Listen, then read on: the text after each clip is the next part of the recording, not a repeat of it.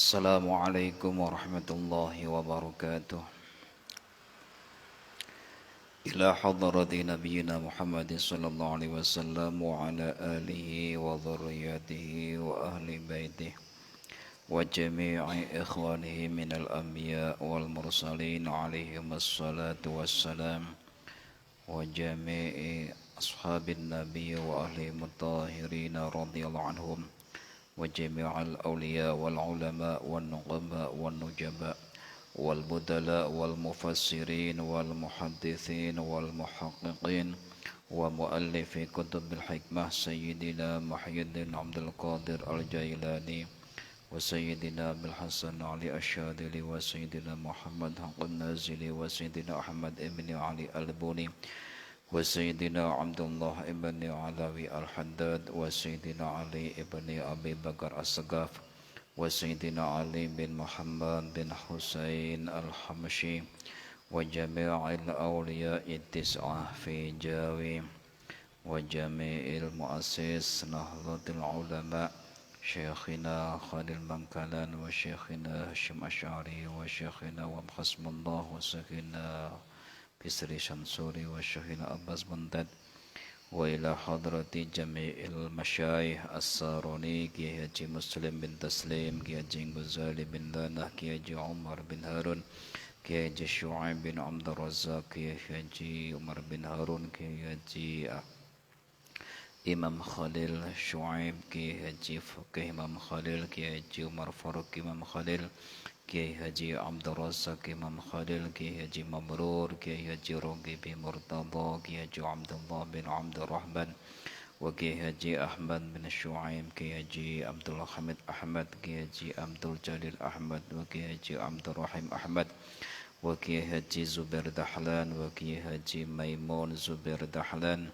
wa Kiai Haji Abdul Muhid, Mbah Soleh, Mbah Lanah, Mbah Saman, Mbah Abdullah bin Abdul Aziz Al-Hadrami, wa jami'il masyayikh as-Sanari, Kiai Haji Abdul Fadal, Kiai Haji Misbah Mustafa, wa Kiai Haji Khudari, thumma ila hadrati jami'il awliya'i hadhil qaryah kumpungan qaddasallahu sirrahum wa yu'li darajatahum ويعيد علينا وأهلنا وأولادنا وذرياتنا من بركاتهم وعلومهم وأنوارهم وحكمتهم ودرجاتهم في الدين والدنيا والآخرة وإلى حضرة مؤلف هذا الكتاب القاضي أبي شجاع أحمد بن حسين الأسفياني قدس الله سره ويعلي درجته وأن يعيد علينا وأهلنا وأولادنا وذرياتنا من بركته وعلومه وأنواره وحكمته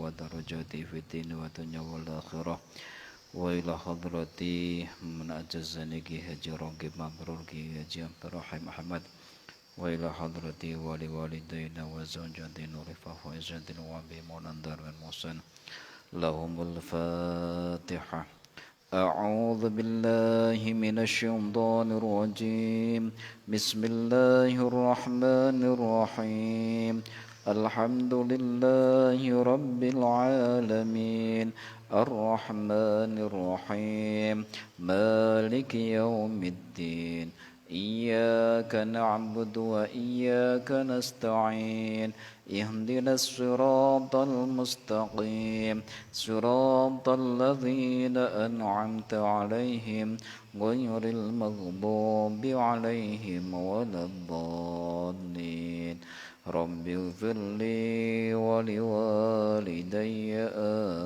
آمين بسم الله الرحمن الرحيم فصل وتدفع الزكاة إلى الأصناف الثمانية الذين ذكرهم الله تعالى في كتاب العزيز في قوله تعالى بسم الله الرحمن الرحيم قالوا سبحانك لا علم لنا إلا ما علمتنا إنك أنت العليم الحكيم قال المصنف رحمه الله تعالى ونفعنا به وبعلومه في الدارين آمين. Faslun utawi iki iku fasal suwiji wa tudfa'u lan den serahake apa az-zakatu zakat ilal asnafi maring pira-pira golongan afamaniyati kang 8 alladzina dzakarahumullah alladzina rupane wong akeh dzakarahumullah kang wis nutur hum ing alladzina sapa Allahu Ta'ala Allah Ta'ala fi kitabihi ing dalam kitabe Allah Al-Azizi kang mulya fi qaulihi ta'ala ing dalam dawe Allah Ta'ala Bismillahirrahmanirrahim إنما الصدقات للفقراء والمساكين والعاملين عليها والمؤلفة قلوبهم وفي الرقاب والغارمين وفي سبيل الله وابن السبيل Innamas shadaqatu pamestine utawi pira-pira sedekah iku lil fuqara'i ketuwe wong fakir. Innamas shadaqatu niku dimaknani zakat. Wal masakin lan wong miskin. Wal amilina lan wong kang nglakoaken alaiha ing atase zakat wal muallafati lan wong kang den runduk apa qulubuhum pira-pira atine al wa firriqabi lan ing dalem pira-pira budak wal gharimina lan wong-wong kang duweni utang wa fi sabilillahi lan ing dalem sabilillah wa banis sabili lan ing ibnu sabil wa ila man lan marang wong yujadu kang den temu sapa man minhum saking asnaf wala yaqtasiru lan ora kena ngringkes sapa wong ala aqalla ing atase luwih sithik min salasatin katimbang wong telu mingkul lisin fin saking saben-saben golongan illal amila kejaba amil wa khamsatun utawi wong 5 iku la yajuzu ora wenang apa daf'uha mewehake zakat ilaihim marang wong 5 sapa iku sing ka oleh nrimo zakat al-ghaniyyu suwiji wong sugih bimalin kelawan bondo au kasbin utawa mergawe wal abatulan budak wa banu hasyimin lan anak putune bani Hashim wa banul muttalib lan anak putune Muttalib wal kafiru lan wong kafir wa man utawi wong talzamu kang wajib al muzakki ing wong kang zakat apa nafaqatuhu nafaqahe man iku la yadfa'uha ora kena mewehaken sapa wong kang zakat ilaihi marang wong limo mau bismil fuqara'i kelawan asma fuqara wal masakin lan asma masakin. Bab menerangkan tentang orang-orang yang berhak menerima zakat. Wa tudfa'u az-zakatu ilal asnaf as-samaniyah alladzina dzakarahumullahu fi kitabihil aziz. Zakat diberikan kepada 8 golongan yang telah disebutkan oleh Allah Ta'ala di dalam Al-Quranul Karim. Dawe Allah, Bismillahirrahmanirrahim. Innamas shadaqatu lil fuqara'i wal masakini wal 'amilina 'alaiha wal mu'allafati qulubuhum wa fir riqabi wal gharimina wa fi sabilillahi wa banis sabil. Sesungguhnya zakat-zakat itu hanya untuk orang-orang fakir, orang-orang miskin, kemudian orang yang mengurusi zakat atau amil, kemudian para mu'allaf, kemudian budak, kemudian gharim atau orang yang punya hutang, dan kemudian orang-orang yang berjuang di jalan Allah, dan ibnu sabil orang yang dalam perjalanan. Sekarang kita kupas. Yang pertama napa wau? Fakir, orang yang berhak menerima zakat yang pertama adalah orang fakir. Orang fakir itu napa? Orang yang kenapa orang fakir boleh menerima zakat? Definisi fakir niku napa?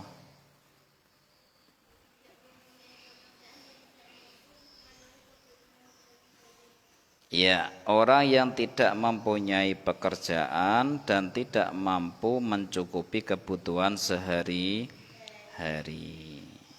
Itu diarani orang fakir. Atau orang yang ditanggung nafkahnya. Misalkan sampean ditanggung oleh keluarga, oleh bapak, berarti sampean juga termasuk fakir. Selama umumnya usia manusia.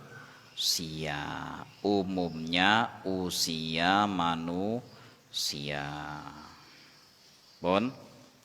Jadi dengan demikian ciri-ciri orang yang fakir, yang pertama tidak mempunyai harta dan pekerjaan sama sekali.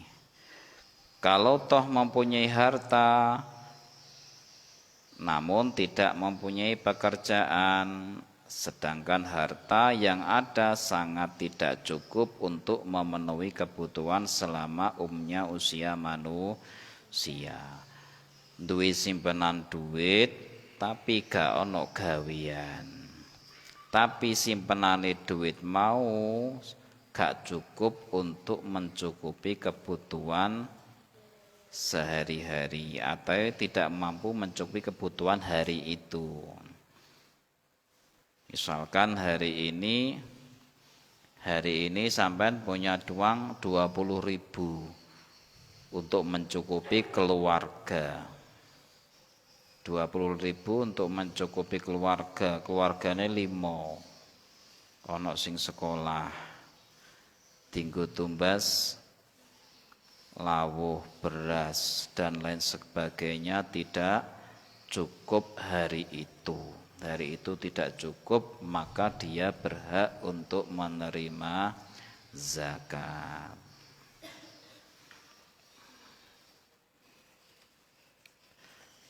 Untuk fakir ada pertanyaan. Kemudian yang kedua, orang yang berhak menerima zakat adalah orang miskin.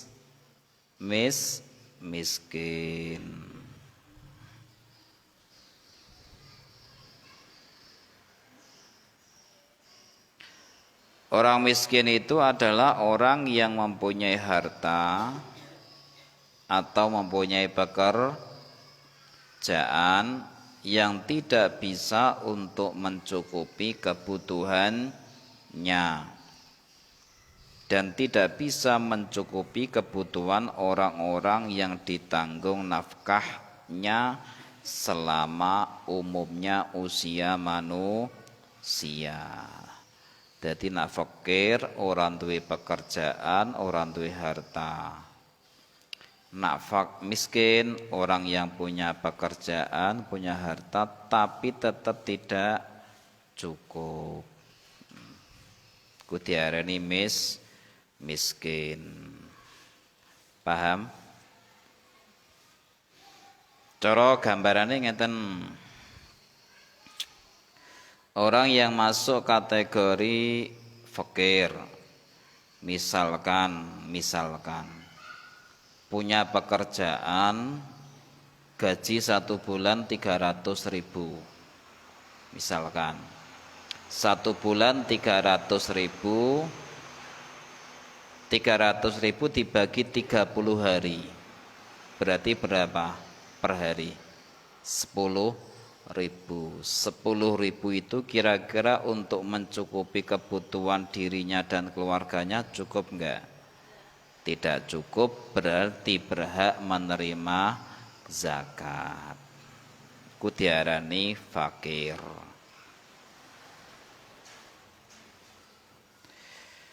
Kemudian contoh, kemudian untuk yang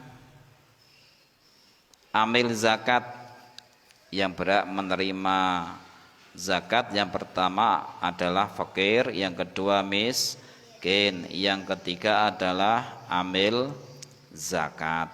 Amil zakat itu orang-orang yang diangkat oleh imam untuk menarik zakat, membagi zakat, dan memberikan zakat kepada orang yang berhak menerima zakat dan tidak mendapat bayaran dari Baitul Mal atau negara.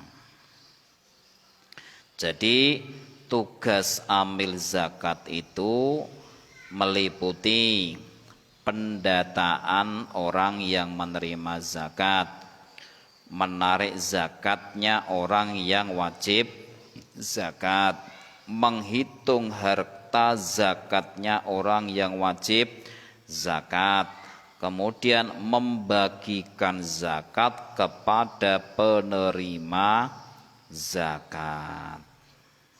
Pun syarat daripada amil zakat yang pertama adalah Islam. Sing narik zakat atau amil zakat itu harus Islam. Yang kedua laki-laki. Yang ketiga merdeka, bukan budak. Yang keempat mukallaf, wis balik. Yang kelima adil. Amil zakat harus adil. Yang keenam, amil zakat itu bisa melihat, kemudian bisa mendengar dan mengerti atau faham masalah zakat. Iku jenenge amil zakat. Nggih. Jadi harus ada tunjukan dari imam. Kalau kita lihat di sini, imam itu bisa berarti kepala desa, Atau kalau dari Kemenak berarti KUA, atau dari Kemenak. Di bawahnya Kemenak ada Lazisnu.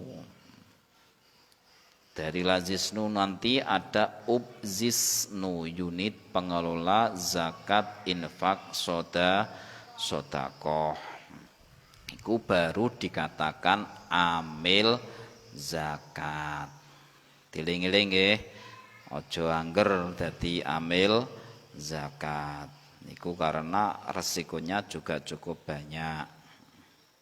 Kemudian yang berhak menerima zakat yang keempat siapa? Urutannya tadi loh. Terus amil, terus mu'alaf.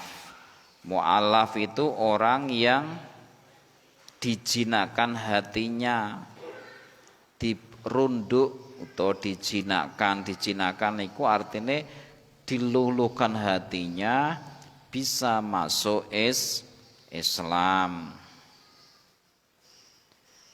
Jadi pengertian mu'alaf atau orang yang termasuk menerima zakat, dengan catatan orang tersebut baru masuk Islam dan imannya masih lemah. Baru masuk Islam, imannya masih lemah. Kalau imannya sudah kuat karena berbagai pelajaran yang dia pelajari, akhirnya imannya semakin kuat, maka itu sudah tidak wajib menerima zakat. Pokoknya sing diarani mu'allaf iku imannya masih lemah, yang masih mudah terombang-ambing dan baru masuk Islam.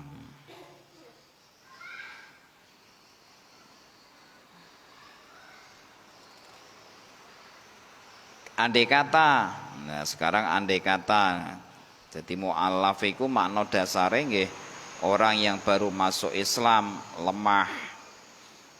Kalau andai kata ada alasan lain, misalkan orang yang baru masuk Islam itu mempunyai iman yang sudah kuat, namun dia mempunyai kemuliaan di kalangan kaumnya. Mungkin dia dulunya seorang pendeta atau seorang tokoh di agama lain, dengan dia masuk Islam akhirnya diberi zakat, tapi aslinya sugih. Cuma dengan memberikan zakat kepada orang mu'allaf yang baru masuk Islam, imannya sudah kuat tadi, dengan harapan para kaumnya yang masih kafir mau masuk Islam, itu tetap bisa. Tapi dengan harapan tadi ya, untuk menarik simpati yang lain. Jadi yang ketiga, seorang mu'allaf itu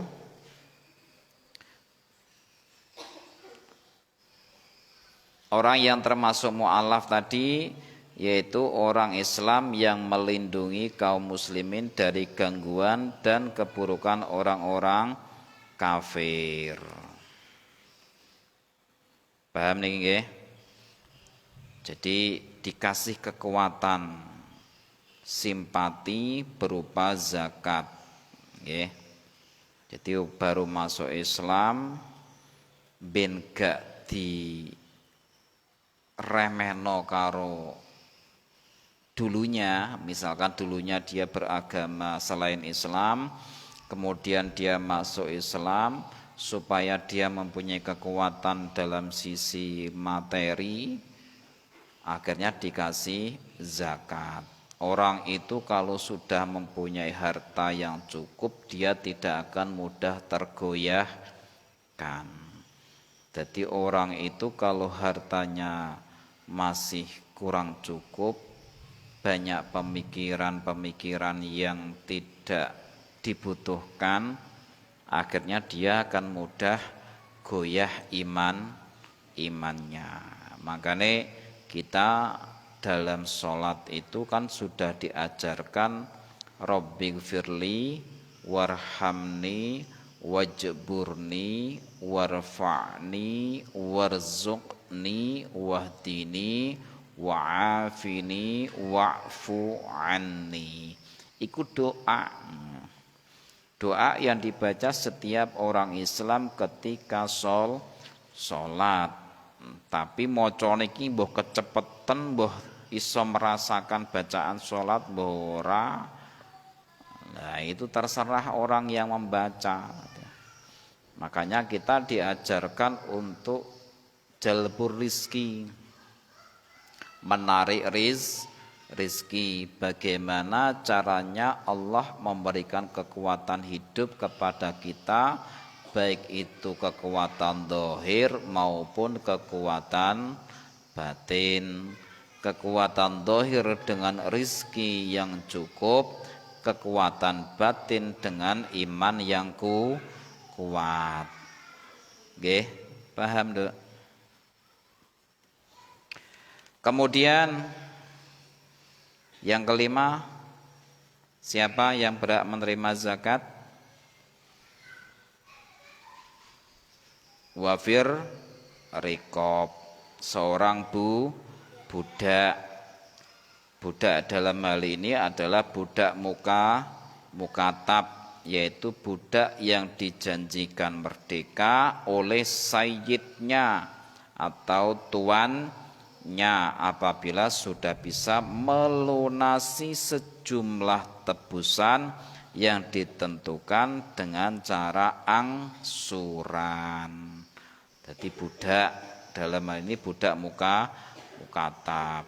Selain budak mukatab tidak berhak menerima zakat. Syaratnya budak mukatab pun juga harus budak yang beragama Islam. Tapi sekarang sudah tidak ada budak. Kemudian yang keenam, siapa yang berhak menerima zakat? Wal ghorimin, orang-orang yang mempunyai hutang. Gorim Pak, dana utange wakeh tapi omahe wapik, mobile wakeh piye? Lah kuwi terus piye? Ya sekiranya harta bendanya itu bisa dijual untuk melunasi hutangnya, berarti dia masih kategori cukup. Dene kok ora gelem adol, ya salahe dhewe. Jadi gharim itu orang yang berhutang atau yang mempunyai tanggungan hutang. Gharim itu dibagi menjadi 3. Yang pertama, orang yang berhutang untuk mendamaikan 2 orang atau 2 kelompok yang sedang bertikai. Artinya begini, ada 2 orang Islam yang bertikai. Untuk mendamaikan membutuhkan biaya. Akhirnya kamu hutang untuk mendamaikan 2 orang yang sedang bertikai sehingga terjadi islah atau damai. Maka kamu yang berhutang tadi, untuk mencukupi biaya perdamaian di antara 2 orang yang bertikai menjadi islah, maka kamu yang berhutang tadi berhak menerima zakat. Yang kedua, gharim itu yang kedua, orang yang berhutang untuk kemaslahatan diri sendiri dan keluarga. Duwe kebutuhan tapi gak duwe duit, akhirnya utang kanggo mbayari sekolahe anake, kanggo mbayari biaya hidup keluarganya. Lah nek utang tinggu perkara maksiat, wah iku jenenge tidak masuk kategori gharim. Nggih. Jadi hutang kalau digunakan untuk maksiat, digunakan trading saham, maupun beli chip. Saiki musim chip ya. Utang, nggo tuku chip sampai utang jutaan. Lah itu berarti hutangnya bukan untuk kemaslahatan keluarganya, tapi malah menimbulkan maksiat. Jadi orang yang hutang untuk kebutuhan anaknya, kebutuhan pokok loh nggih, kebutuhan pendidikan, kebutuhan makan, hidup keluarganya, itu dinamakan kategori gorim. Mohon paham? Gorim yang ketiga yang termasuk kategori gorim itu adalah orang yang berhutang untuk menanggung hutangnya orang lain. Misalkan sampean duwe kanca duwe utang ditowake sampai pelayon terus sampean ngesakno, ya wis tak talangi aku, padahal nalangine ya utang. Ya, sampean nalangi utange wong iku sampean termasuk bagian daripada gorim. Artine olehmu nalangi ya duwe utangan. Pun paham? Gorim. Dadi sing diarani gorim sing paling pokok itu bukan hutangnya bukan untuk kemaksiatan. Olehmu utang ora kanggo kopek, remi, beli chip apa meneh. Bukan untuk kemaksiatan yang lain. Pokoknya hutang sing bukan untuk kemaksiatan iku diarani gorim. Tapi nak hutange itu digunakan untuk kemaksiatan berarti tidak masuk kategori gorim. Mohon paham? Yang ketujuh, orang yang berhak menerima zakat apa? Sabilillah. Sabilillah itu orang yang berperang di jalan Allah dan tidak mendapatkan gaji. Tidak mendapatkan gaji. Lah TNI Polri oleh gaji berarti tidak masuk sabilillah. Diling-iling. Orang yang berperang di jalan Allah dan tidak mendapatkan gaji iku diarani sabilillah. Kalau di Indonesia ada TNI, Polri itu mendapatkan gaji. Berarti kalau mereka berjuang untuk agama dan negara maka tetap tidak berhak menerima zakat karena mendapatkan gaji. Terus yang terakhir Ibnu Sabil, artinya orang yang bepergian dari daerah tempat zakat melewati daerah tempat zakat yang lain atau disebut musafir. Musafir bukan untuk maksiat. Perjalanannya bukan untuk maksiat dan dia membutuhkan tambahan biaya dalam perjalanannya. Biasane iku nak wayah sura ana wong lakon berjalan dari satu makom ke makom yang lain dan waktu itu sampean sudah haul berkewajiban zakat, maka zakatmu bisa kamu berikan kepada musafir tadi. Jadi zakat di sini tidak harus pada waktu rioyo, tidak harus pada waktu Ramadan. Sing biasane terjadi di sini kan zakat ketika bulan puasa mendekati rioyo Idul Fitri. Jadi Anda membayar zakat atau memberikan zakat ketika harta Anda sudah mencapai 1 tahun dan 1 nisab. Artinya sudah mencapai nisab dan mencapai haul atau 1 tahun. Bon, paham? Jadi zakat itu boleh di bulan-bulan apapun boleh membayar zakat di bulan apapun. Yang penting sudah mencapai haul 1 tahun dan sudah mencapai nisab. Kemarin sudah saya terangkan nisabe tanduran, nisabe gaji, nisabe napa malih buah-buahan dan lain sebagainya. Wallahu a'lam. Silakan dibaca. Bismillah.